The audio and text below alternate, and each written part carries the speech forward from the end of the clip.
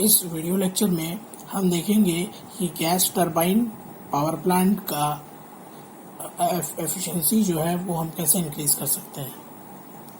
Question exam में आया हुआ क्वेश्चन है, दिया हुआ है चित्र की सहायता से किसी गैस टरबाइन शक्ति संयंत्र की ऊष्मा दक्षता बढ़ाने के विभिन्न भागों को समझाइए। With the help of diagram, explain the various methods of increasing the thermal efficiency of the gas turbine power plant. तो सबसे पहले हमने एक simple gas turbine power plant का डायग्राम बनाया है। इसमें आप देखिए, गैस टरबाइन सबसे पहले एयर जो है वो कंप्रेसर में कंप्रेस होता है, फिर वो जाता है कंबर्शन चैम्बर में। कंबर्शन चैम्बर में उसके उस मतलब जो एयर रहता है, मतलब वायु को हम लोग उसका तापमान और प्रेशर दोनों बढ़ा देते हैं। तापमान हम उसका बढ़ा देते हैं और उसको हम भेज देते हैं टरबाइन में। टरबाइन उस गैस को एक्सपांड करता है, मतलब फैला देता है, और हमको पावर जो है वो जनरेटर के थ्रू मिल जाता है और वो गैस जो है वो आउट हो जाता है। हमने इस गैस टरबाइन का पीवी डायग्राम और टीएस-एचएस डायग्राम बना लिया है। पीवी डायग्राम में आप देखिए, जो प्रोसेस 1 से 2 है ये आपका कंप्रेसर का प्रोसेस है, 2 to 3 ये कंबर्शन चैम्बर का प्रोसेस है, 3 to 4 टरबाइन का प्रोसेस है, और 4 to 1 जब गैसेस को हम बाहर निकाल देते हैं। तो 1 से 2 ये आपका आइसेंट्रोपिक प्रोसेस है। आइसेंट्रोपिक प्रोसेस मतलब रुद्धोष्म प्रक्रिया है, जिसमें प्रेशर जो है वो कम हो रहा है पर प्रेशर जो है वो बढ़ रहा है, साथ ही साथ आपका तापमान जो है वो भी बढ़ रहा है। वॉल्यूम मतलब आयतन जो है वो कम हो रहा है। ठीक है, हमको इस प्रक्रिया में वर्क जो है वो देना पड़ता है, मतलब कार्य करना पड़ता है। और ये हमको कार्य कहाँ से मिलता है? ये कार्य जो टरबाइन का वर्क डन या कार्य प्रोड्यूस करता है, उसी से हम इस कंप्रेसर को जो है वो चलाते हैं। दोनों एक ही शाफ्ट से है। ठीक है, अब जैसे ये सारे एयर को हमने कंप्रेस किया, इसका प्रेशर जो है वो बढ़ गया, तापमान बढ़ गया, पर वॉल्यूम आयतन जो है वो कम हो गया। उसके बाद हमने क्या किया, इस जो फ्यूल है उसको कंबर्शन चैम्बर में भेजा। कंबर्शन चैम्बर में हमने क्या किया, फ्यूल को बर्न किया, इसके तापमान को बढ़ा दिया। प्रेशर जो है वो कांस्टेंट ही रहता है कंबर्शन चैम्बर में, प्रेशर जो है वो नहीं बढ़ता, पर वॉल्यूम जो है वो उसका बढ़ जाता है। उसके बाद हम इसको भेज देते हैं टरबाइन में। तो टरबाइन में हमको वर्क डन मिलता है। ये प्रोसेस जो है ये भी आपका आइसेंट्रोपिक प्रोसेस है, मीन्स रुद्धोष्म प्रक्रिया है, जिसमें हमको वर्क जो है वो मिलता है। और फिर आखिरी जो गैस हम बाहर निकाल देते हैं एटमॉस्फेयर में, तो एटमॉस्फेरिक मतलब कांस्टेंट प्रेशर प्रोसेस ही है। ठीक है, तो हमको एक चीज पता है कि पीवी डायग्राम में, ये जो पीवी डायग्राम आप देख रहे हो, ये जो एरिया ये दिख रहा है, यही एरिया जो है वो एफिशिएंसी होता है। वर्क डन यदि बढ़ेगा तो हमेशा आपका एफिशिएंसी जो है वो बढ़ जाएगा। तो इस एफिशिएंसी को इंक्रीज करने के 3 मेथड्स हैं increasing thermal efficiency of A gas turbine power plant. पहला मेथड है आपका रीजनरेशन के थ्रू, दूसरा है आपका इंटरकूलर के थ्रू, और तीसरा है आपका रीहीटर के थ्रू। तो सबसे पहले हम रीजनरेटर का देखते हैं। तो ये डायग्राम में आप देख रहे होंगे, ये रीजनरेटिव पावर प्लांट है।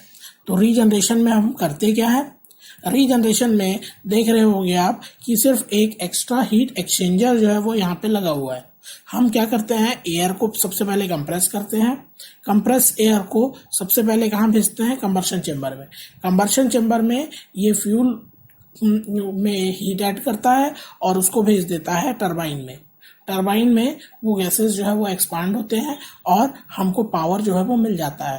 पर जो टरबाइन है, टरबाइन से जो गैसेस निकलती हैं उनका तापमान अभी भी बहुत ज़्यादा होता है।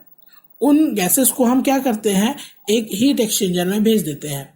तो हीट एक्सचेंजर में भेजने से क्या होता है, जो ये हीट एक्सचेंजर कनेक्टेड रहता है जो कंप्रेसर से जो एयर आ रहा है उसके साथ। अब जैसे ही ये कंप्रेसर का एयर जो है यहाँ पास होगा और ये हॉट गैसेस जो टरबाइन से आ रहे हैं वो भी पास होंगे, तो वो एक दूसरे के साथ हीट को एक्सचेंज करेंगे और यहाँ का तापमान जो है वो बढ़ जाएगा। मीन्स आप देखिए, ये जो टेम्परेचर है, ये टेम्परेचर जो है वो हम 0.3 का टेम्परेचर जो है वो इंक्रीज कर देंगे। तो 0.3 का टेम्परेचर इंक्रीज कर देने से हमको मिलेगा क्या, फायदा क्या मिलेगा? एक तो हमारा जो फ्यूल हमको जितना चाहिए वो फ्यूल की जरूरत हमें कम पड़ेगी। तो फ्यूल मीन्स हीट सप्लाई, तो ये हीट सप्लाई जितना कम होगा मीन्स हमारा एफिशिएंसी जो है वो उतना ही बढ़ेगा। तो हम यहाँ पे क्या कर रहे हैं कि टरबाइन से जो निकले हुए गैसेस हैं उसको हम यदि यूटिलाइज नहीं करें तो ये गैसेस जो है वो बाहर निकल जाते और वो वेस्टेज ऑफ गैसेस होते हैं। इससे अच्छा है क्या किया हमने, इसी टरबाइन से निकाल के हमने क्या किया, इन गैसेस को यहाँ पे हीट एक्सचेंज करवाया। हीट एक्सचेंज करवाने के बाद इसको कंबर्शन चेंबर में भेज दिया। कंबर्शन चेंबर में भेज दिया और इसका तापमान जो है वो बढ़ा लिया और ये जो है वो एक हीट एक्सचेंजर के थ्रू हमने एफिशिएंसी जो है वो बढ़ा ली। तो ये एक तरीका है कि थर्मल एफिशिएंसी जो है वो कैसे इंक्रीज करें। सेकेंड मेथड है इंटरकूलर के थ्रू। इंटरकूलर क्या है? इंटरकूलर भी एक टाइप का हीट एक्सचेंजर ही है। तो इंटरकूलर में क्या होता है, हम एक एक्स्ट्रा कंप्रेसर यूज करते हैं। ठीक है, एक्स्ट्रा कंप्रेसर कैसे? सबसे पहले एयर जो है वो एक लो प्रेशर कंप्रेसर में आएगा। लो प्रेशर कंप्रेसर जो है उसको कंप्रेस करेगा और उसका तापमान जो है वो बढ़ाएगा। अब हर चीज का एक लिमिटेशन होता है कि तापमान बढ़ाने के लिए मतलब मटेरियल का तापमान बहुत ज़्यादा तो हम बढ़ा नहीं सकते। तो इसीलिए हम क्या करेंगे, इसको आगे एक इंटरकूलर में भेजेंगे। इंटरकूलर क्या करेगा, उस एयर के तापमान को रिड्यूस कर देगा और उसको भेज देगा हाई प्रेशर कंप्रेसर में। तो हाई प्रेशर कंप्रेसर में कंप्रेस करने से फायदा क्या होगा कि हमारा जो प्रेशर है 0.2 का, ये देखिए 0.2 का प्रेशर जो है वो और बढ़ जाएगा। तो प्रेशर बढ़ने के कारण यहाँ का वर्क डन जो है वो हमें ज्यादा मिलेगा, क्योंकि एरिया जो है वो हमको ज्यादा मिलेगा। एरिया ज्यादा मिलने के कारण यहाँ का प्रेशर ज्यादा बढ़ने के कारण यहाँ का एरिया जो है वो हमें ज्यादा मिलेगा और हमारा इंटरकूलर के थ्रू ये वर्क डन जो है वो बढ़ जाएगा और वर्क डन बढ़ने के कारण एफिशिएंसी बढ़ जाएगा। अब हाई प्रेशर कंप्रेसर से कंप्रेस करने के बाद इसको हम कंबर्शन चेंबर में भेजेंगे उस गैसेस को, और कंबर्शन चेंबर में वो गैसेस जो है वो बर्न होंगे और वो पास हो जाएंगे टरबाइन में।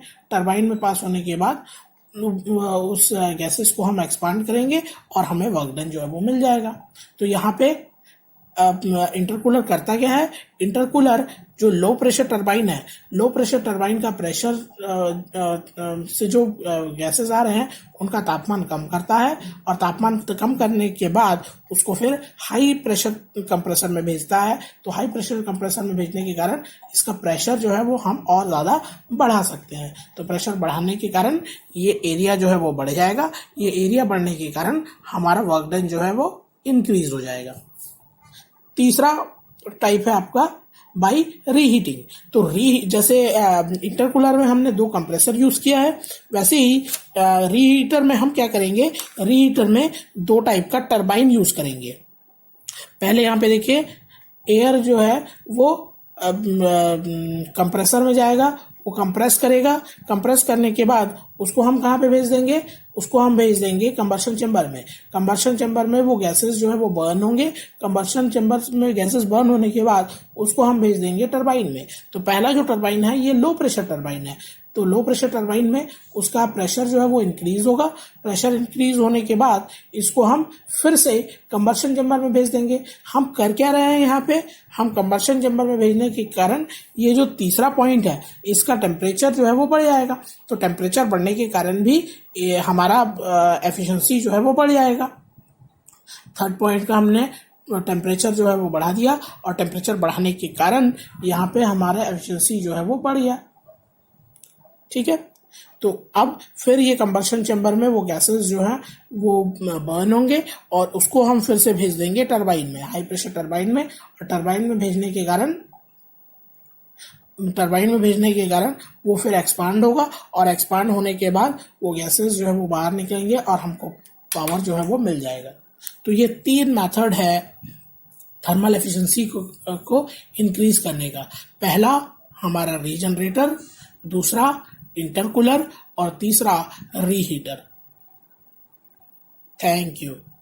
यदि कुछ डाउट होगा तो आप लोग पूछ लीजिएगा। Thank you.